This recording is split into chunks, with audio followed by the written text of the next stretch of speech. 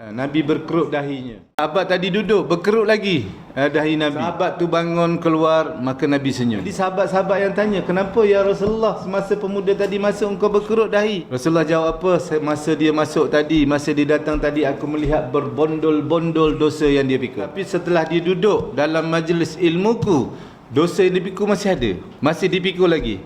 Tetapi masa dia bangun keluar daripada majlisku, selesai majlis lah, selesai majlis ilmu, dosa yang dia pikul tadi dah tak ada.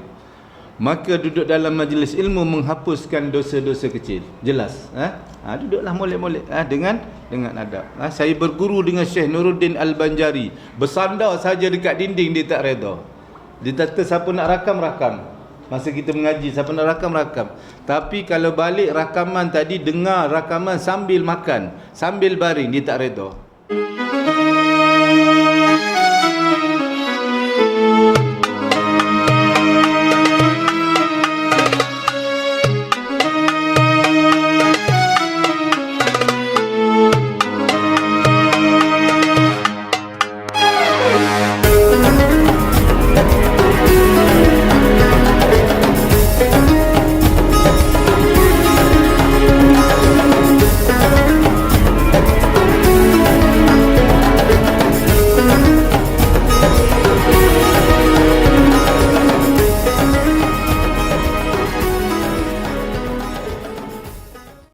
Bagi tahu pada kawan-kawan kita, engkau ada duit tak ada duit, engkau cukup tak cukup, engkau mampu tak mampu. Ini seruan Allah Subhanahu Wa Taala. Nabi Allah Ibrahim diperintahkan oleh Allah Subhanahu Wa Taala supaya menyeru. Nabi Allah Ibrahim kata, aku nak seru siapa? Tak ada orang. Aku nak seru siapa? Tak ada orang. Allah berkata, engkau yang menyeru, aku yang menyampaikan. Hari ini berduyun-duyun atas seruan Nabi Allah Ibrahim. Jadi hari ini kita sambung risalah Nabi Allah Ibrahim untuk menyeru kawan-kawan kita, adik-adik kita, kawan baik kita. Kita ada kawan baik tak? Kita juga bertanggungjawab pada kawan baik kita dekat akhirat nanti. Kau pergi umrah tak? Pergi. Bila? Ni dengan mana? Dekat sini. Berapa? Kau tahu tak kawan kau mampu? Kau pernah tak ajak kawan kau? Kau pernah tak ajak adik kau? Kau pernah tak ajak ni? Kita hanya mengajak. Yang menyampaikan Allah. Allah tanya pada kita di akhirat nanti, kau sampaikan atau tidak? Jadi tak jadi kerjaku, Allah kata. Engkau sampaikan atau tidak? Sekurang sekali, kau banyak duit, jom pergi umrah. Sekurang-kurang kau pergi umrah lah sekali. Tak boleh pergi haji, kota lambat. Pergi umrah sekali. Pergi dengan siapa? Banyak travel dekat Malaysia. Daftar je lah mana-mana. Tak nak mahal, pergi cari yang murah. Sekali kita dah seru, maka itulah jawapan Allah, jawapan kita depan Allah Subhanahu Wa Taala dekat akhirat nanti. Allah tanya kita, kau pergi, kau ajak tak fulan bin fulan? Dah ajak? Dia pun cakap, dia tak ajak, bohong. Telinga dia jawab, aku dengar fulan bin fulan ajak engkau yang tak nak pergi. Maka lepas jawapan kita dekat akhirat. Jadi adakah kita tanya kawan-kawan baik kita hari ini? Maka dekat situ, bukan kerana ayat ini sahaja, wa atimul hajju wal umrata lillah, kita yang sambung risalah Rasulullah sallallahu alaihi wasallam untuk mengajak mereka semua. Ke mana?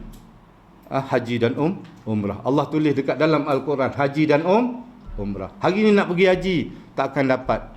Kalau daftar hari ni kita pergi tahun 200 nanti, belum pasti ada lagi, tak ada anak yang lahir hari ni. Tetapi ada satu peluang untuk kita jadi tetamu Allah, iaitu umrah. Allah tulis umrah dan haji. Pergilah umrah. Sebab umrah sekali wajib, haji sekali wajib. Jadi pergilah, serulah, sampailah. Balik hari ni, belum kelambatan. Sahabat, jom pergi umrah. Aku tahu kau ada duit. Cakap macam tu saja. Sebab kawan kita boleh gurau. Kita gurau perkara yang lebih, perkara yang bukan-bukan kita boleh gurau. Kenapa tak nak gurau ni? Kalau esok kau mati macam mana? Kau duit ada, apa kau nak jawab depan Allah? Tazkirahkan kawan kita dengan perkara yang benar. Jangan takut kerana Allah. Berani kerana Allah. Jadi sekurang-kurangnya kita nak jawab depan Allah Subhanahu Wa Taala dengan ayat yang sangat ringkas. Berapa patah perkataan saja? Hanya 5 patah perkataan. 1, 2, 3, 4, 5, 6. Wa dan atimul haju wal umrata lillah. Ada 6 perkataan sahaja. Tapi suruhan ini sangat berat pada bahu kita. Bahu kita sebenarnya kita yang mikul. Siapa? Aku bukan ustaz. Tak. Dia tak tanya engkau ustaz atau tidak. Engkau siapa atau tidak. Tapi engkau ada kawan atau tidak. Kau bertanggungjawab tak pada kawan kau. Kau kasih tak kawan kau. Kesian kat kawan kau. Kalau kau kesian, kenapa kau tak sampaikan? Ini yang paling penting. Yang pertama sekali kita ambil. Jangan ambil yang rukun. Nak tawaf, nak tu. Fikir yang ni dulu. Yang awal mukaddimah ni suruhan Allah Subhanahu Wa Taala. Allah nak terjemahkan pada kita. Allah nak terjemahkan pada kita. Contoh yang paling mudah. Anak kita kejut. Ya.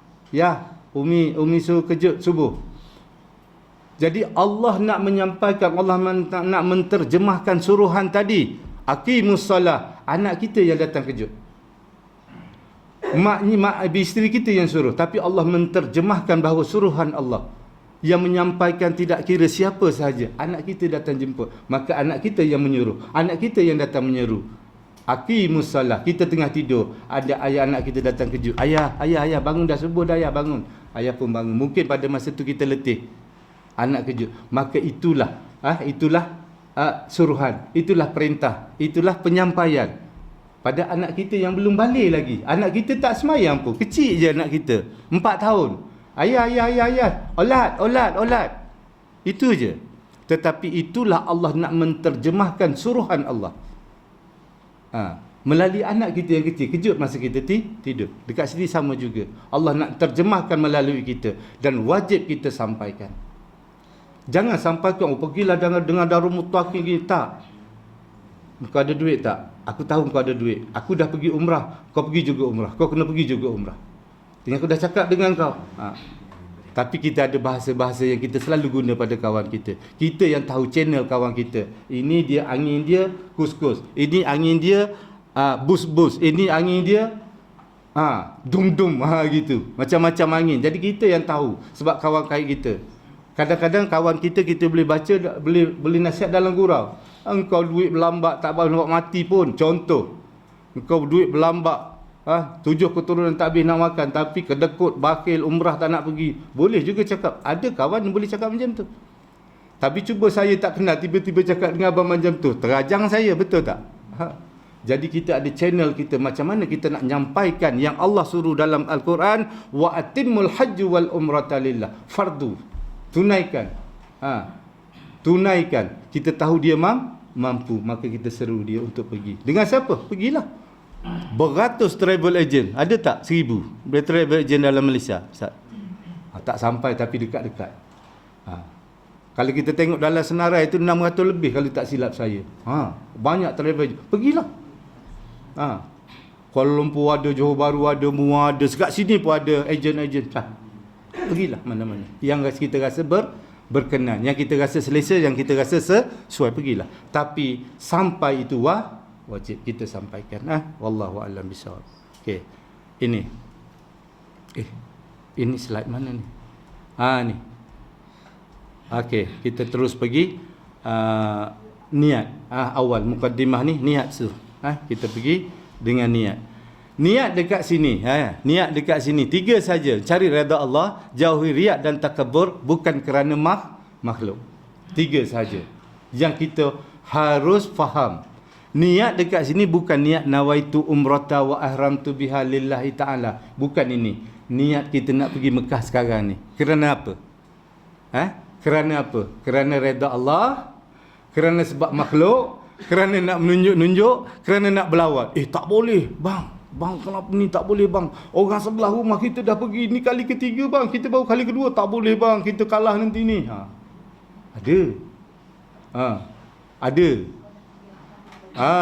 Ada yang macam tu. Wa iyazubillah min zalik. Sebab apa?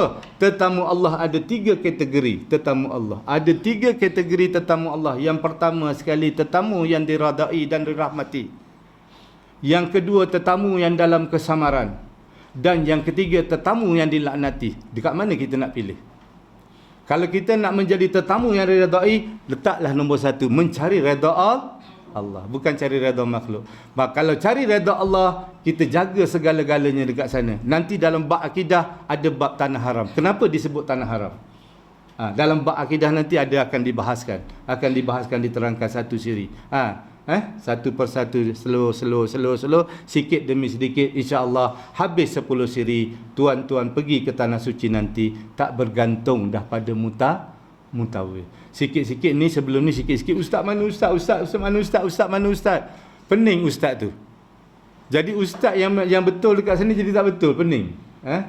Pening. Ustaz tu penat juga, nak tidur juga, nak ni juga, tapi kita sekejap ustaz baru nak tidur, betul-betul Assalamualaikum ustaz. Assalamualaikum ustaz, itu saja. Terus menerus. Jadi hari ni saya tak nak bawa tuan-tuan bakal tetamu Allah bergantung kepada ustaz. Ustaz hanya bahan rujukan sahaja, tetapi bergantung sepenuhnya pada Allah. Nak bergantung kepada Allah, kita wajib ada ilmu. Tak ada ilmu, itulah kita tercari-cari. Dan inilah yang kami nak bagi. Cari ilmu dulu, baru pergi. Kalau dah ada ilmu, insya-Allah kita akan bergantung kepada Allah 100%. InsyaAllah. Jadi yang pertama sekali niat kita untuk mencari redha Allah, untuk himpunkan segala amal ibadat dekat sana. Nak kutip yang Allah janjikan. Allah janjikan 100,000 dekat Mekah, Allah janjikan 1,000 dekat Madinah. Ambil. Allah janjikan syafaat Rasulullah dekat Madinah nanti bertemu dengan Nabi. Nabi kata, barang siapa yang menziarahi aku sewaktu aku mati, seolah-olah menziarahi aku sewaktu aku hidup. Nabi kata. Dalam hadis yang lain Nabi kata, sekiranya menziarahi aku sewaktu aku mati atau sewaktu aku hidup, maka wajib syafaatku dekat akhirat. Nak pergi jumpa Nabi hanya 8,000 sahaja, hanya 8,500 sahaja. Kenapa kita kedekut? Kenapa kita bakhil? Tazkirahkan kawan kita. Nak dapat satu ganjaran yang sangat besar. Pernah tak Nabi bohong? Pernah tak Allah bohong? Dan kedua-dua ni tidak pernah bohong dan tak akan bohong. Maka percayalah, dengan 8,000 saja kita bertemu dengan Nabi dalam keadaan yang penuh bersedia, penuh ilmu, penuh tawaduk, penuh rasa kesyukuran, penuh rasa keredaan. Hari ini kita pilih. Kita yang buat pilihan di tangan kita. Nak pilih travel mana, nak pergi yang murah, nak pergi yang mahal. Saya dah cakap pada awal-awal dulu pengenalan dalam taklimat khas kan. Pernah kan saya cakap, okey, yang RM1 ada ni, yang RM3 ada ni. Terpulang pada tuan-tuan nak pilih yang RM1 atau yang RM3. Pilihan di tangan tuan-tuan. Tetapi sekiranya tuan-tuan dah memilih, sampai dekat sana kena redha. Sebab kita yang pilih. Jangan sampai dekat sana ni tak ada menyumpah, ni tak ada menyumpah. Sebab susah kita nak jawab depan Allah Ta'ala di akhirat nanti. Aku panggil engkau Fulan bin Fulan pada tarikh sekian-sekian. Apa yang kau buat? Engkau banyak mempertikaikan orang lain, engkau banyak menyumpah atau kau banyak tawaf, engkau banyak bercakap-cakap, engkau banyak buat fitnah, atau kau membaca Quran, ataupun berzikir. Allah akan tanya dan kita yang akan jawab di akhirat nanti atas hasil pilihan kita hari ini. Jadi kalau selesa dekat situ, situlah kita pilih. Kalau selesa murah, murahlah kita pilih. Kalau selesa ibadat, ibadatlah kita pilih. Terpulang pada kita yang membuat pilihan, insya-Allah. Yang kedua, jauhi daripada perkara riak. Kerana perkara riak ni seolah-olah kita memberi pemadam kepada malaikat. Kita beri pemadam pada malaikat. Kita buat satu benda, kita beri pemadam pada malaikat, malaikat padam. Dengan riak sahaja, merugikan. Kita dah habis duit, kita dah habis tenaga, dah habis waktu. Kita penat bangun tengah malam. Tetapi kita dengan riaknya, ada sedikit wujud, sedikit riak dalam diri kita, maka seolah-olah kita memberi pemadam kepada malaikat untuk memadamkan apa yang telah dicatat. Ingat, riak adalah satu kerugian sangat besar, racun yang sangat besar kepada amal ibadat kita. Jauhi daripada riak dan takabur. Membangga-bangga diri. Akulah ni, akulah tu, akulah ni, akulah ni. Alhamdulillah malam tadi aku dah bangun malam. Okey, hari ni tak boleh aku puasa. Canangkan kita ibadah. Alhamdulillah, aku yang bagi dah duit dekat masjid tu. Ini masjid ni aku yang punya. Ini aku yang buat. Ini aku yang buat. Ini aku yang buat. Ini aku yang buat. Itulah sifat syaitan. Daripada sujud pada Allah Subhanahu Wa Taala, daripada satu makhluk yang sangat tawaduk, yang sangat rendah diri, yang sangat sujud pada Allah lama, yang sangat taat pada perintah Allah, syaitan. Akhirnya dia kufur kepada Allah dengan takabur saja, dengan riak saja. Aku lebih baik. Tidak, kita lebih tak baik daripada orang lain. Sekiranya kita melihat orang lain, ya Allah, dia lebih baik daripada aku. Aku tak ada ni, dia ada ni. Ya Allah, aku tengok semayang aku sekejap, dia semayang lama. Baca Fatihah aku dah rukuk 2 kali, dia belum rukuk lagi. Gitu. Kita carikan diri kita lebih lemah. Jangan kita tengok aku lebih baik. Maka kita akan jasa riya. Aku dah pergi 10 kali, aku dah pergi 15 kali, aku dah pergi ni pilih package mahal, aku pergi ni duduk dekat. Aku duduk dekat, aku package ni. Dia tak sedar yang duduk dekat tu cepatnya nak balik.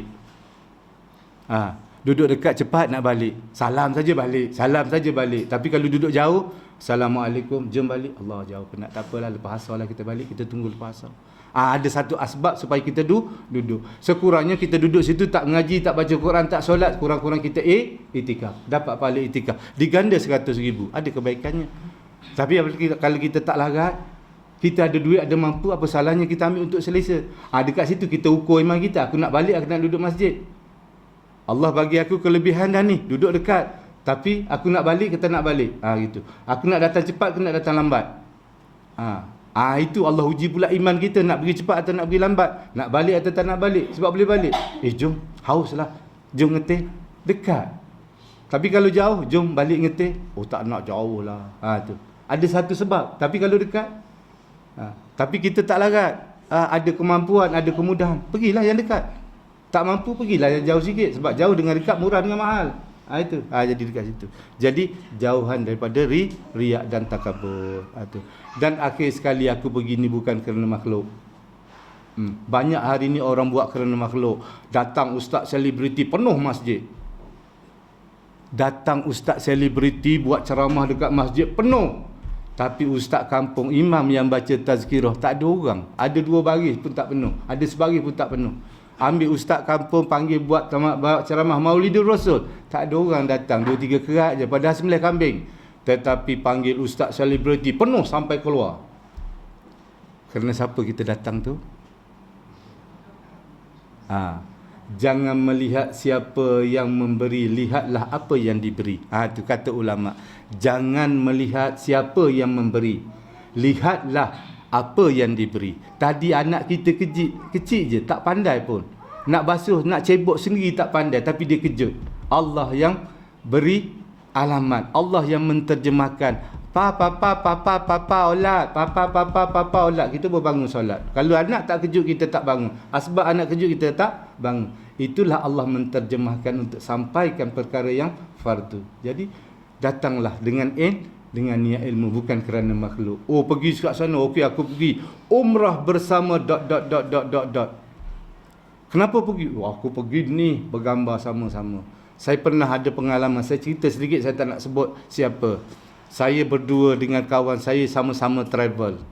Dia buat package, saya pun buat package. Package yang sama, hotel yang sama, penerbangan yang sama. Tapi dia punya 8,000 lebih pada masa tu, saya 6,500 pada masa tu. Beza 2,000. Tetapi package dia, package bersama selebriti. Sampai dekat sana duduk hotel yang sama. Tapi malangnya dekat sana saya buat tazkirah, setiap hari saya buat tazkirah baca kitab, dia tak buat.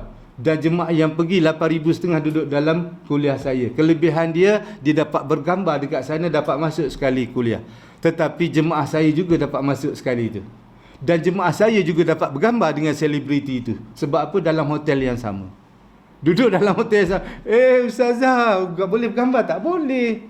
6,500. Yang tu, ustazah jom kita bergambar? Boleh. 8,500. Beza itu saja. Tetapi sama-sama buat promosi. Saya hanya satu grup saja pun 30 lebih orang, tak penuh 40. Tapi dia tolak-tolak, dah 80 orang full. 2 bas. 8,500. Kerana selebriti ... Saya pun tanya, minta maaf saya cakap, saya pun tanya, berapa bayar? 20,000. Kos untuk selebriti ni 20,000 termasuk tiket business class apa semua sekali. Wah, Imam habis 20,000 dan tak termasuk allowance, tak termasuk royalty. Jadi jemaah saya 6,500 sama juga dapat bawa balik gambar dengan selebriti itu sekali masuk kuliah dan kuliah saya sepenuhnya. Tu. Ada kat situ. Tapi tadi kerana makhluk, jangan sebab makhluk, jangan sebab ni, tak boleh aku gini tak boleh kena pergi dengan ni kawan baik apa semua. Silakan. Itu tak ada masalah. Sebab apa? Kawan baik mudah kita menguruskan. Anak kita bawa mudah kita dia nak menguruskan, bukan kita yang keluar modal. Itu bab lain. Bab ni, bab kerana makhluk ni, sebab ni lah aku nak pergi. Sebab ni lah aku nak pergi. Sebab ni lah aku nak pergi. Gitu insya-Allah. Bukan kerana makhluk. Jelas Jelas nak mencari redha Allah, jelas? Jauhi riak, jelas? Bukan kerana makhluk, jelas? Alhamdulillah.